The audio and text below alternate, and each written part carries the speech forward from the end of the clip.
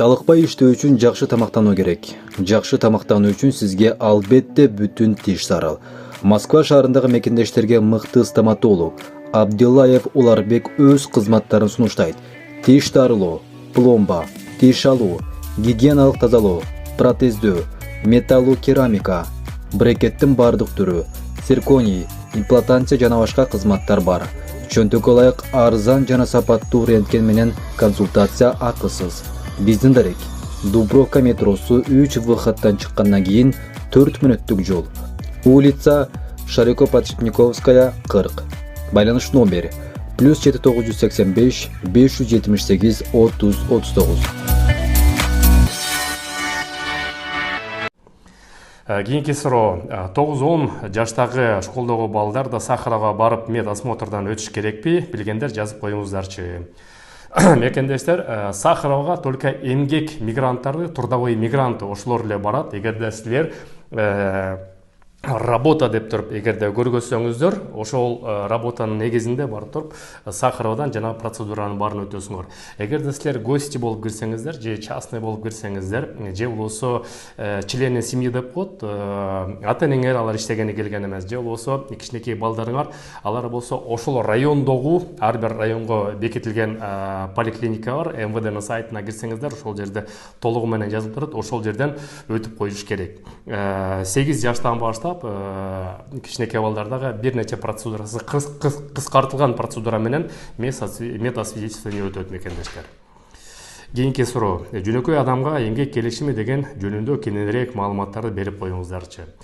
Мекендештер, эмгек келишими деген бул орусча трудовой договор. Бул ошо Россия тарапка келгенден кийин сиз кайсыл ишкана менен келишим түзүп туруп ошого кызмат кыла турган болсоңуз, алар силерге эмгек келишими керек.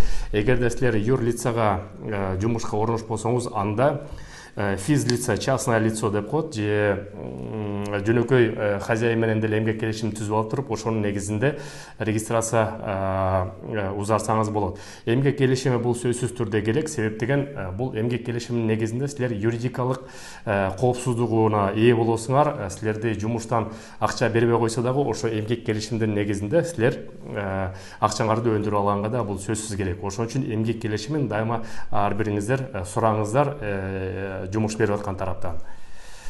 Кийинки суроо, саламатсызбы? Мен ушул жылдын февраль айына келдим. Регистрация жасатканым,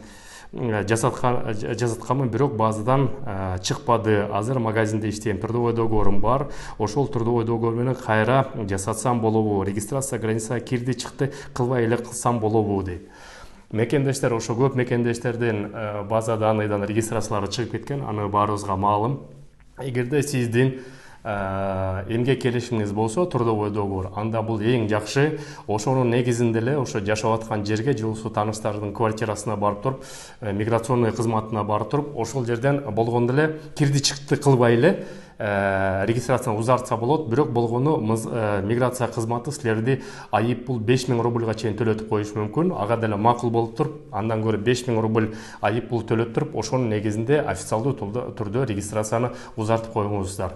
Чыкты кирди деген негизи маселе жок. Чыкпай эле, эгерде айып пулун 5000 төлөп туруп, ошонун негизинде регистрацияны узартып койсоңуздар болот мекендештер.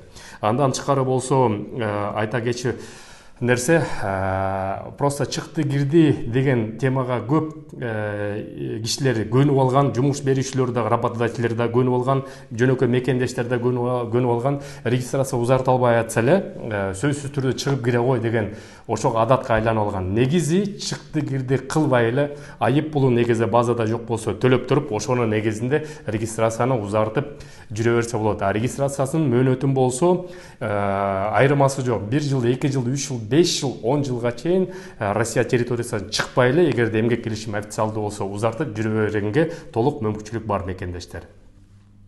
Салам алейкум.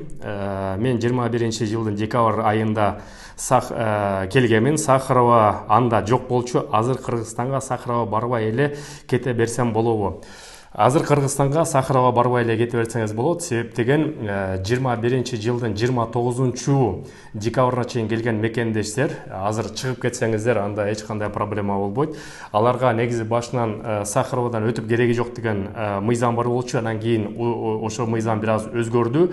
Эгерде 29-декабрга чейин бул жерде жүрсөңүздөр Россия Федерациясында, анда мекендештер 2023 жылдын 10 январына чейин бардыр сөзсүз түрдө Сахарадан ошо 29 декабрга чейин келген мекендештер дагы өтүш керек. Ошондой мыйзам кабыл алынды. Ага чейин болсо азырынча жүрө берсеңиздер болот, же Кыргызстанга барып келип анан кийин Сахарадан өтсөңүздөр болот мекендештер.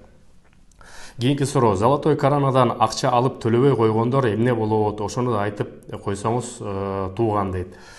Урматтуу мекендештер, Золотая коронадан алгандан кийин бул кредит болуп эсептелинет. То есть ар бир банковский системанын өзүнүн процедурасы бар. Эгерде ошо кредит насыя алган мекендеш төлөбөсө, алар автоматтык түрдө ошо паспорттук данныйдын бүт баарын жөнөтүп берип коет.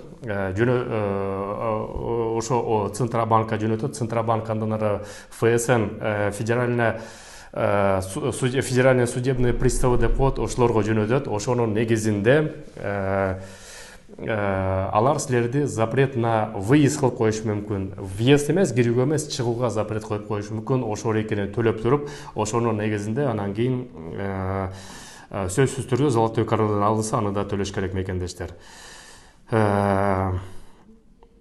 Бүгүнчө ушул жаңылыктар мекендештер, силер менен Кыргыз диаспора кеңеши бул рубрикабызды дагы биз улантып турабыз. Силер менен бүгүн Кубанычбек Осмонбеков. Көрүшкөнчө.